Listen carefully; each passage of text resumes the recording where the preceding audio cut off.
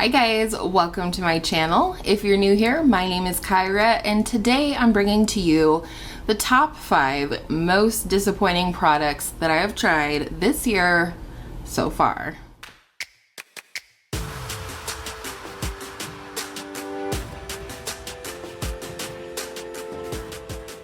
New here, a very special welcome to you. I hope you will consider subscribing before you leave. If you like what you see today, it's free, it's easy, and it helps you to find my videos Tuesday, Thursday, and Saturday when I upload. And allegedly,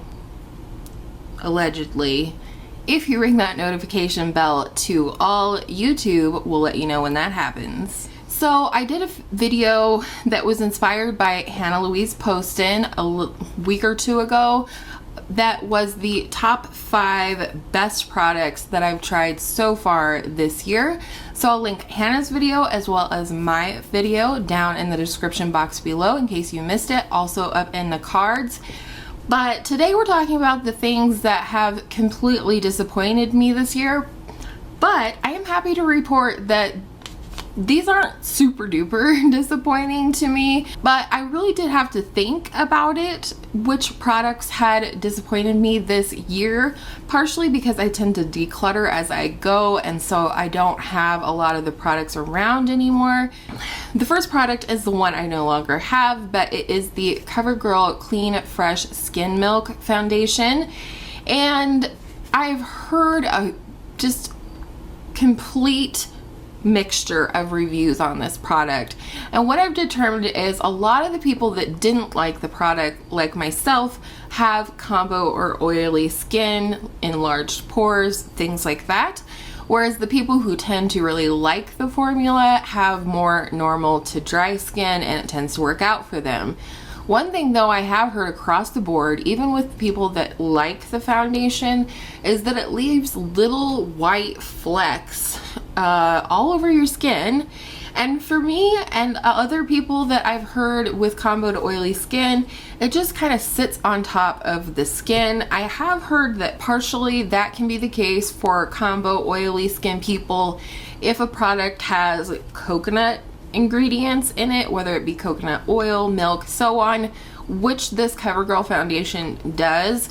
So it's fine. I mean, I was quite disappointed because I did purchase the product, like I pre-ordered the product from Amazon.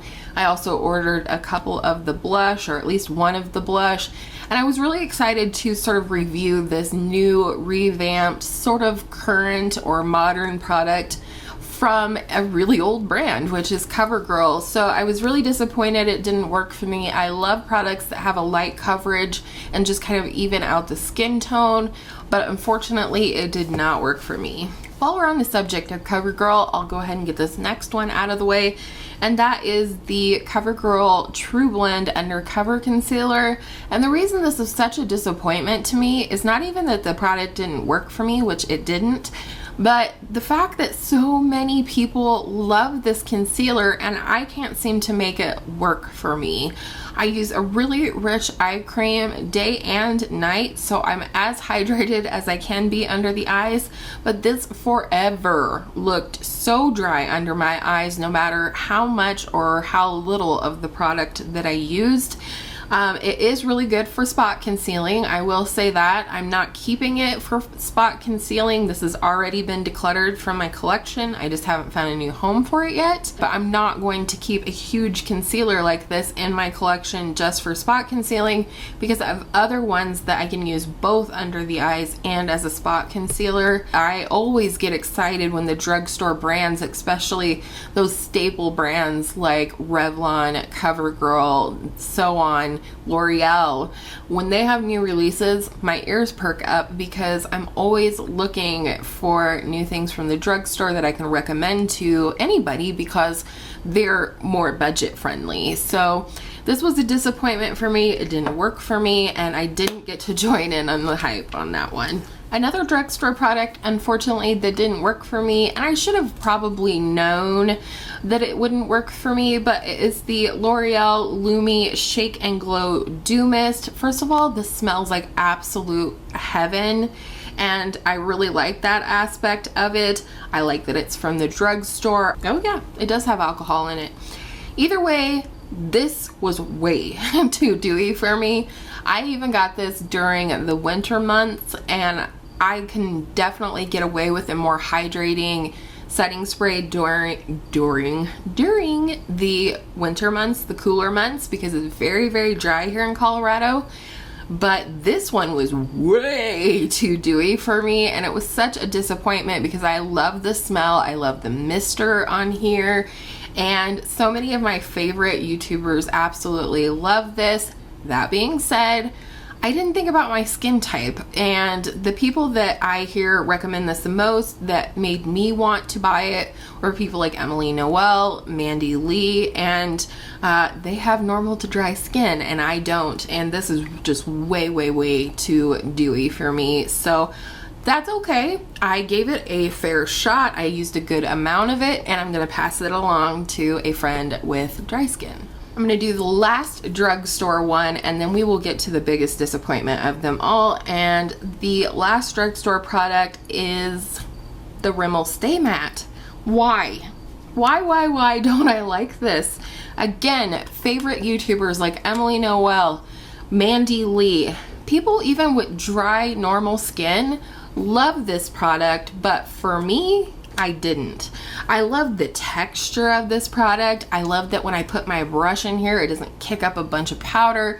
It picks a nice even amount, no excess, and all of that. But this accentuates my pores in the worst way. And as some of you other oily gals may know, when you're oily, you tend to have enlarged pores, and this emphasizes those pores absolutely terribly. I wish you could see. I did put a little bit of this on right before I turned on the camera, and it has emphasized my pores to the max. And I really wanted to like this. Number one, it's cheap. Number two, it comes highly recommended. I can't even count the amount of people here on YouTube that always have a Rimmel Stay Matte powder in their collection.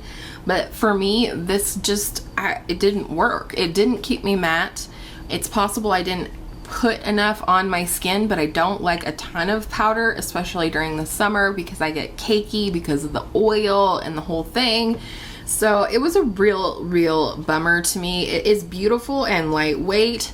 Maybe it's mattifying to some others, but it's definitely not mattifying for me, and I just was kind of bummed about it because I had wanted to try it for so long, and then I finally picked it up and it didn't work for me. So that one's probably gonna go too, but I need a drink before the next one.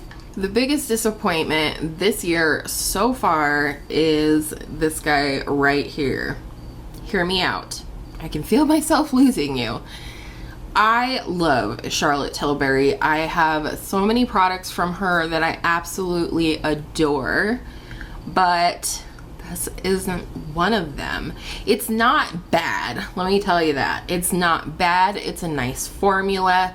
It works and everything, but it's 100% not worth the $56, the US dollars. No. First of all, these eyeshadows are tiny, really small.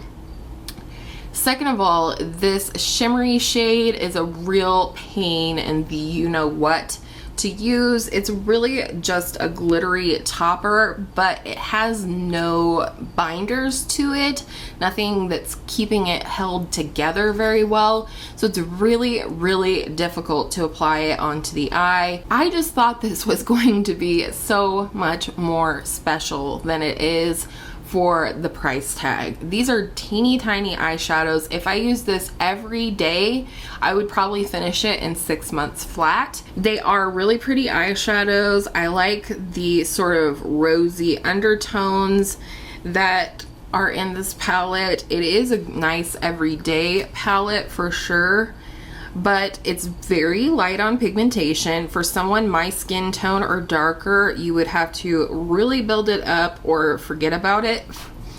Looks like this, but as you can see, it's not very pigmented. It's nothing super special. I do love this gold lid shade. This is definitely one I'm considering bringing with me when I move, and I just pick a couple of small things and put together a makeup bag for the first couple of weeks until I get my beauty room sorted out. But it just is not worth the money, not even a little bit.